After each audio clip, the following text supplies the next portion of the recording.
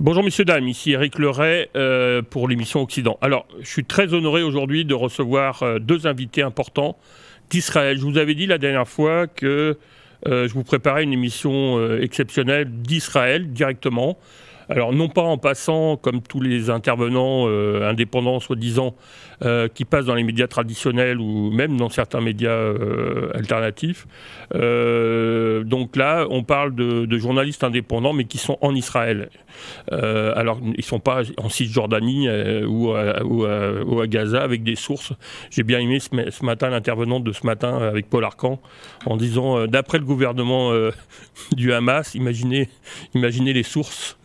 Bon, en tout cas, je ne vais pas refaire le travail de Paul Arcand que j'apprécie beaucoup et que j'écoute tous les matins, mais en tout cas, il y a des fois, vraiment, c'est inadmissible, quoi.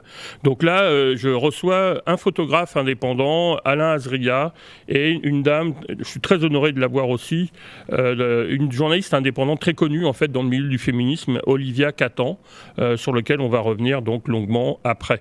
Alors, on va commencer par Alain, qui est un homme de terrain, ça fait près de 30 ans que je le connais. C'est un homme de conviction, mais aussi qui est vraiment là sur le terrain, donc pour prendre des photos et qui justement va nous parler un peu de son expérience et comment il a vécu le 7 octobre. Bonjour Alain Azria.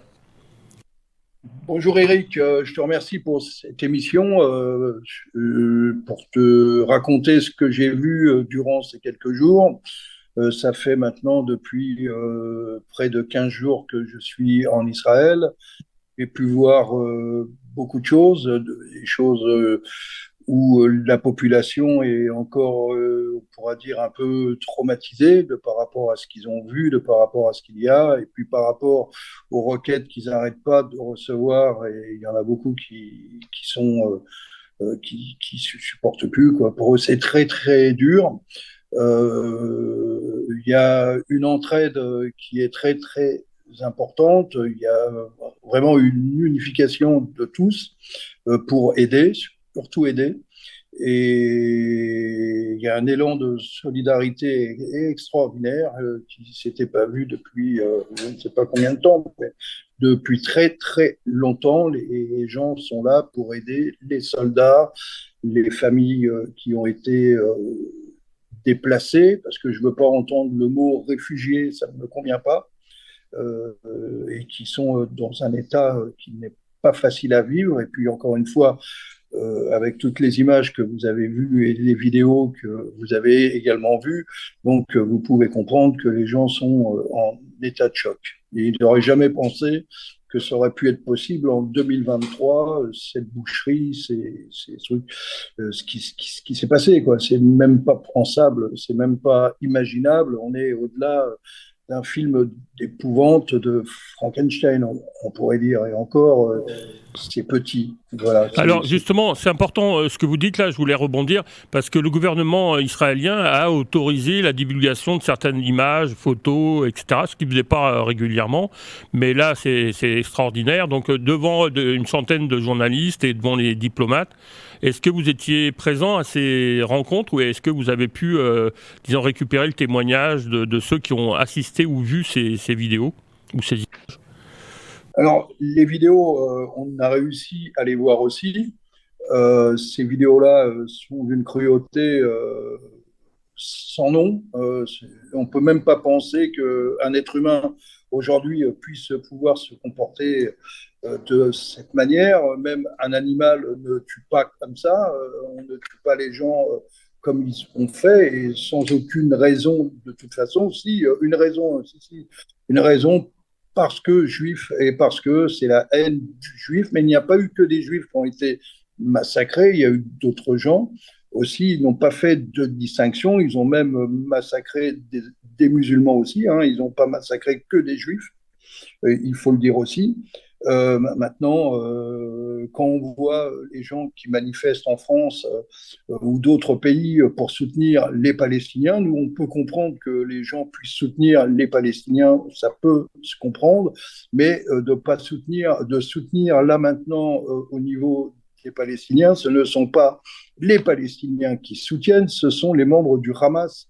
Et les membres du Hamas, c'est un mouvement terroriste, il ne faut pas l'oublier, et c'est un mouvement criminel Et quand tout le monde manifeste derrière, eh ben, ils manifestent également pour les mêmes gens qui ont tué, qui ont assassiné des gens qui demandaient qu'à vivre et à rire au Bataclan. Ce sont exactement les mêmes. Donc ceux qui manifestent En aujourd'hui particulier, le festival, ouais, c'est ça, ouais.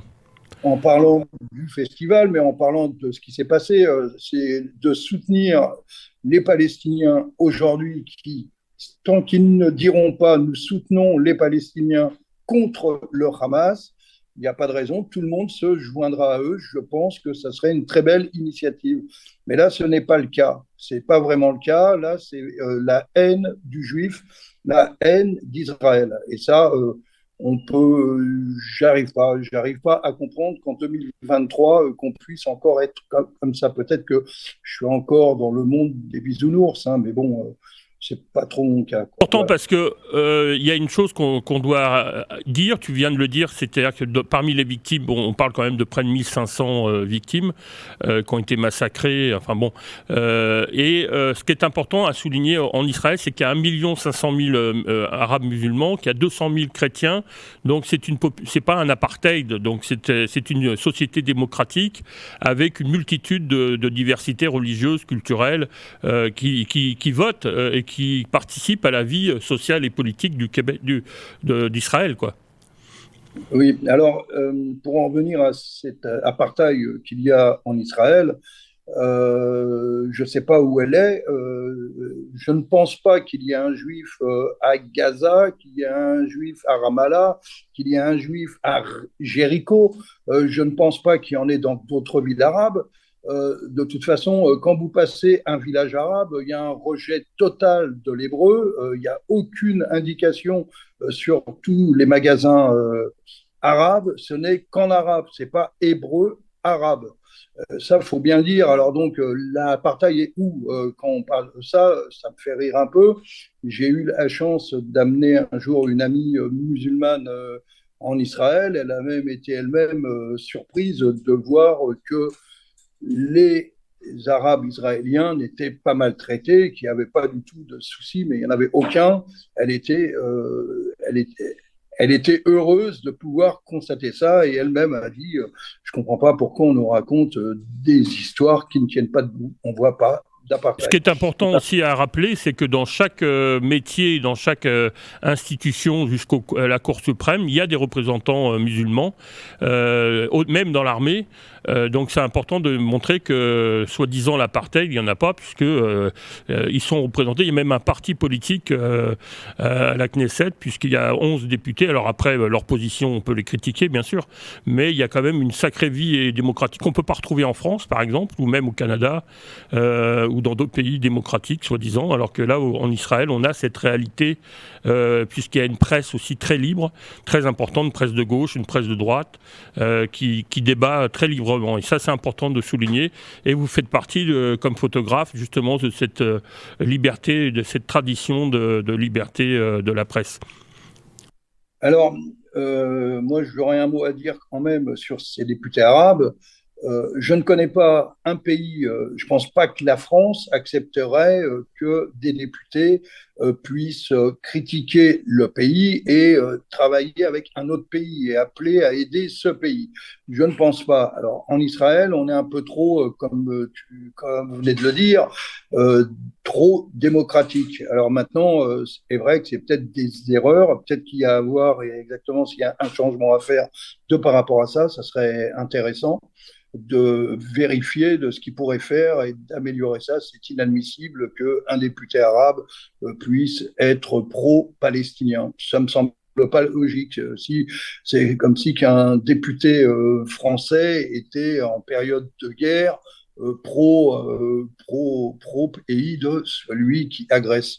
Voilà. Et il Ouais. faut pas perdre quand même que c'est pas Israël qui a agressé qui a agressé cette ville Gaza, c'est pas eux du tout, ce sont eux qui ont agressé Israël le 7 octobre, qui est une journée noire, qui est une journée noire pour tous les juifs du monde entier, pas que là, mais dans le monde entier. Tout le monde est choqué, même là, quand je vous quand je vous en parle, j'ai une petite émotion qui se met en place parce que voir des choses d'une telle horreur, d'une telle cruauté, ce n'est pas pensable. Voilà, je pense qu'en 2023, je le souligne, c'est inadmissible. Alors, Voilà, et une maintenant, des conséquences, entre guillemets, positives, c'est qu'il y a une union. On voit parce que bon, il semble aussi parmi les victimes beaucoup de gens qui étaient de gauche, qui étaient donc des gens qui soutenaient la logique du deux États et surtout les soi-disant, enfin les Arabes de Palestine, quoi. Et ils ont été des victimes. Donc on voit que par rapport à cette situation, enfin ce drame, il y a une sorte d'unification des différentes tendances politiques et sociales en Israël, justement, pour combattre l'ennemi commun, parce que vous l'avez souligné à juste titre, je ne sais pas qu'il soit à gauche ou à droite, mais là, c'était le juif. C'est vraiment un acte antisémite tel qu'on peut le comparer au nazisme, par exemple, ou avec le communisme, quand on a vu les pogroms aussi. On parle du père Patrick Desbois, par exemple, en Ukraine, qui découvre encore des fosses dans différentes républiques russes. Donc, effectivement, on peut comparer la sauvagerie et la barbarie de ces actes. Et je trouve ça surprenant, et je voulais avoir votre avis, justement, dans le milieu de la presse. Et on sent quand même une sorte de sympathie pour le Hamas. Et je trouve ça surprenant. Comment on peut expliquer qu'on accepte à donner la parole, tout simplement, à des gens qui utilisent des méthodes aussi barbares?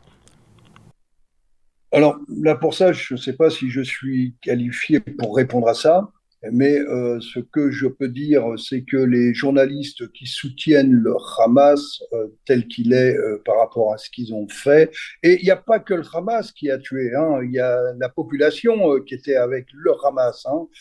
Il y avait la population qui venait de Gaza, où ils s'en sont donnés à cœur joie, hein. Faut pas rêver non plus. C'est pas des innocents, c'est pas que de petites victimes aujourd'hui.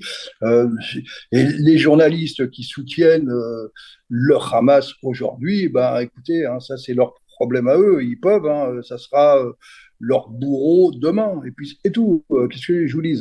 On peut pas. Quelqu'un qui peut soutenir ces gens-là, c'est pas normal. C'est tout. On ne peut pas soutenir le Hamas, ni le Hezbollah, ni le djihad. Ce sont des mouvements terroristes et ce sont des mouvements terroristes criminels. C'est rien d'autre. C'est pas, ils sont pas là pour faire ni la paix, ni faire avancer les choses. Ils sont là pour détruire et tout simplement essayer d'éliminer le plus possible de juifs possible. Pour eux, c'est leur, c'est dans leur sang. Voilà, et tout. On peut rien faire d'autre que de. Et ce que fait Israël par rapport à ça, ben, ce sont le rempart de l'humanité, je pourrais dire, parce que c'est eux qui combattent en premier ces terroristes-là, qui seront les terroristes ailleurs demain. Et après, on nous dira, ah, on ne pourra pas dire que Israël n'avait pas prévenu. C'est un avant-garde, tout Justement, simplement. est-ce que vous pourriez peut-être nous donner votre avis sur l'intervention de Tsahal, donc la bande de Gaza? Quels sont les objectifs publics, enfin qui ont été expliqués par les différents responsables politiques pour est-ce que c'est de récupérer Gaza complètement ou est simplement nettoyer du Hamas? Comment vous pouvez percevoir ça de Alors, là où... Euh, en mon nom, je ne parlerai en aucun cas au nom de l'armée et au nom de l'État d'Israël, mais selon ce que moi je pense, ça m'étonnerait qu'Israël veut s'embourber dans Gaza et reprendre Gaza. Je pense plutôt qu'ils veulent nettoyer tous les parasites, tous les terroristes qu'il y a là-bas. Ensuite, peut-être qu'il y aura une autorité palestinienne qui sera capable de pouvoir discuter avec Israël pour peut-être améliorer, peut-être vivre mieux. Vous savez, avec tout l'argent qu'ils ont mis dans les tunnels, tout l'argent que l'Europe a donné et d'autres, hein, ils auraient ne serait-ce que construit de belles villes, construit de belles écoles, de belles universités, de belles routes, de faire des choses attrayantes. ça aurait été certainement plus intelligent que de faire ce qu'ils ont fait. Hein. Et puis, regardez, si on prend Israël, il y a 70 ans, il n'y avait rien. Il y avait rien, ils se sont battus pour construire, pour embellir. Là, par exemple, j'étais sur un autoroute, j'ai vu que même là, ils sont en train encore de faire d'autres ponts pour faciliter la vie des Israéliens. C'est pas le cas des Palestiniens. Si c'était le cas, ça se saurait. Hein, c'est pas du tout le cas. Et avec le Hamas, par contre, moi, ce que j'arrive pas à comprendre, ils sont que 22 000 à peu près, et que la population, on dit qu'ils sont plus de 2 millions. On n'arrive pas à comprendre qu'ils ne se révoltent pas. S'ils étaient vraiment mécontents de ce gouvernement de terroristes, eh ben, ils se renversent, même s'il y a quelques pertes chez eux, c'est pas grave, mais au moins ils se débarrassent eux-mêmes de ça. Mais a priori, peut-être que ça leur convient. Voilà. Vous avez raison de souligner que toute l'aide a été détournée pour construire des 500 km de tunnels dans Gaza. Mais c'est important de rappeler aussi que Biden a repris le financement de l'Iran. On parle de 100 milliards de dollars. Et récemment, en septembre, justement, avant l'attaque, ils avaient remis 6 milliards à l'Iran. Donc là, il est clair que l'Iran est derrière cette attaque. J'aimerais finir parce que j'aimerais aussi donner la parole à Olivia Catan. Parce qu'il semble qu'il y ait beaucoup de femmes victimes parmi ces 1500 personnes qui ont été massacrées. Oui, alors justement, je vais vous la laisser pour qu'elle parle avec vous de ça parce qu'elle est plus spécialisée que moi. Mais en tout cas, c'est vrai qu'une chose est sûre, on est un peu étonné que ces soi-disant féministes ne soient pas là, ne soient pas en alerte, ne soient pas en train de hurler, de dire qu'est-ce qui s'est passé, c'est pas normal. Non, là, ça, ça fait trop plaisir à certaines personnes. Voilà. Écoutez, Eric, je vais vous laisser. Je vais passer la parole à Olivia, qui saura mieux et beaucoup mieux que moi répondre à ces questions.